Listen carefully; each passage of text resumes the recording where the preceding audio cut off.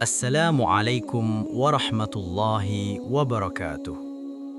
Sahabat mimbar dakwah Islam rahimakumullah. Tahukah kita bahwa dosa pertama yang terjadi di langit bukanlah pembunuhan, bukan pula pencurian, tetapi kesombongan. Kesombongan itu dilakukan oleh makhluk yang sebelumnya dikenal sangat rajin beribadah kepada Allah. Ia hidup bersama para malaikat. Ia dikenal sebagai makhluk yang taat. Namun, ketika Allah menciptakan manusia pertama, yaitu Nabi Adam alaihissalam, makhluk ini justru menolak perintah Allah. Ia menolak sujud kepada Adam. Kesombongan itu membuatnya diusir dari rahmat Allah dan menjadi musuh abadi manusia hingga hari kiamat. Makhluk itu adalah iblis. Lalu bagaimana kisah sebenarnya ketika iblis menolak sujud kepada Nabi Adam? Sebelum kita lanjutkan kisah ini, jangan lupa like dan subscribe channel Mimbar Dakwah Islam agar semakin banyak kisah penuh hikmah yang bisa kita pelajari bersama. Sahabat Mimbar Dakwah Islam rahimakumullah. Allah menceritakan kisah ini dalam banyak ayat Al-Quran.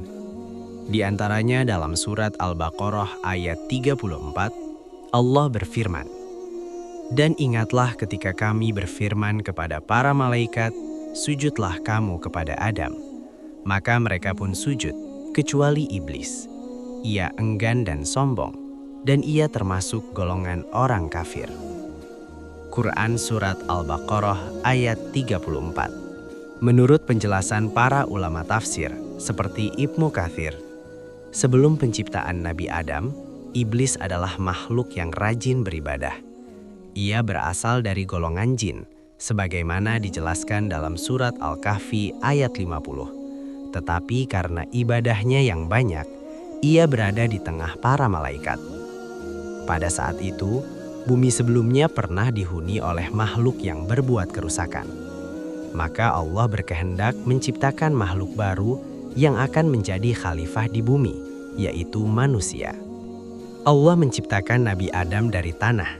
Dalam surat Al-Hijr ayat 28, Allah berfirman, "Sesungguhnya aku akan menciptakan manusia dari tanah liat kering yang berasal dari lumpur hitam yang diberi bentuk."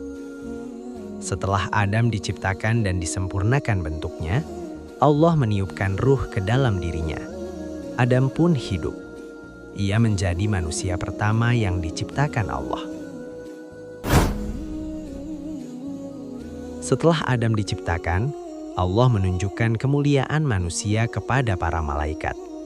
Allah mengajarkan kepada Adam nama-nama segala sesuatu.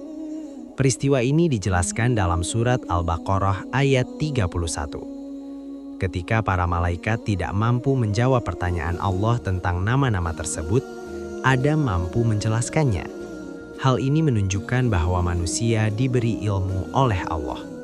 Setelah itu, Allah memerintahkan seluruh malaikat untuk sujud kepada Adam sebagai bentuk penghormatan, bukan sebagai ibadah. Para malaikat yang selalu taat kepada Allah langsung melaksanakan perintah itu. Mereka semua bersujud kepada Adam. Namun di antara mereka ada satu makhluk yang menolak. Ia tidak mau sujud. Makhluk itu adalah iblis. Ketika semua malaikat bersujud, iblis tetap berdiri. Ia menolak perintah Allah. Dalam surat Al-A'raf ayat 12, Allah bertanya kepada iblis, "Apa yang menghalangimu untuk bersujud ketika aku memerintahkanmu?" Jawaban iblis menunjukkan kesombongan yang luar biasa. Ia berkata, "Aku lebih baik darinya." engkau menciptakanku dari api, sedangkan dia engkau ciptakan dari tanah. Menurut penjelasan tafsir Ibnu Katsir, inilah awal dari dosa kesombongan. Iblis merasa dirinya lebih mulia karena berasal dari api. Ia memandang rendah Adam yang berasal dari tanah.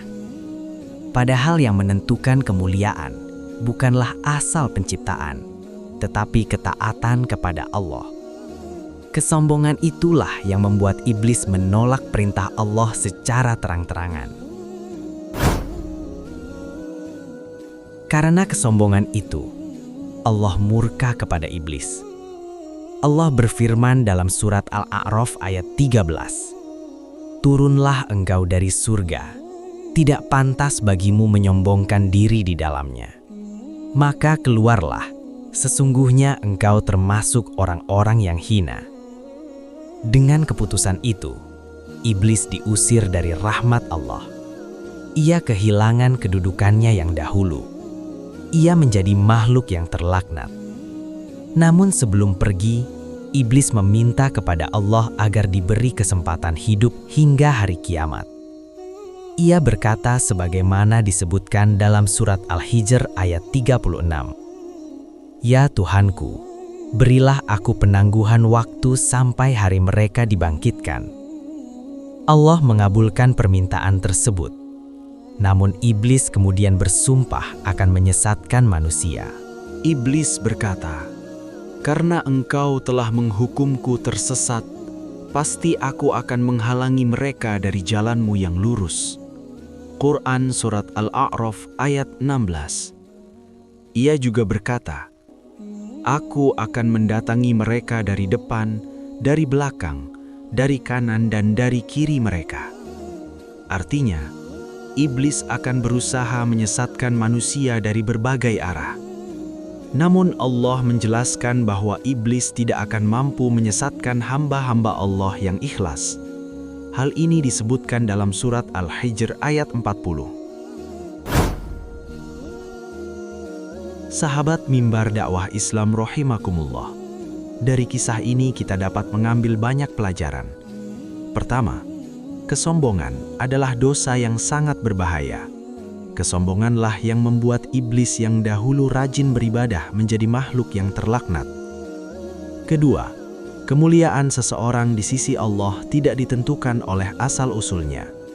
Allah berfirman dalam surat Al-Hujurat ayat 13, "Sesungguhnya yang paling mulia di antara kamu di sisi Allah adalah yang paling bertakwa." Ketiga, kita harus selalu waspada terhadap godaan syaitan. Karena sejak awal iblis telah bersumpah untuk menyesatkan manusia. Karena itu Rasulullah Shallallahu Alaihi Wasallam mengajarkan kepada kita untuk selalu memohon perlindungan kepada Allah dari godaan syaitan. Sahabat mimbar dakwah Islam rahimakumullah. Kisah iblis yang menolak sujud kepada Nabi Adam adalah peringatan besar bagi manusia. Kesombongan dapat menghancurkan seseorang, bahkan jika sebelumnya ia dikenal sebagai makhluk yang rajin beribadah. Semoga Allah menjaga hati kita dari sifat sombong dan menjadikan kita termasuk hamba-hambanya yang rendah hati. Jika kisah ini bermanfaat, jangan lupa bagikan kepada keluarga dan sahabat, agar semakin banyak orang mengambil pelajaran darinya. Wassalamualaikum warahmatullahi wabarakatuh.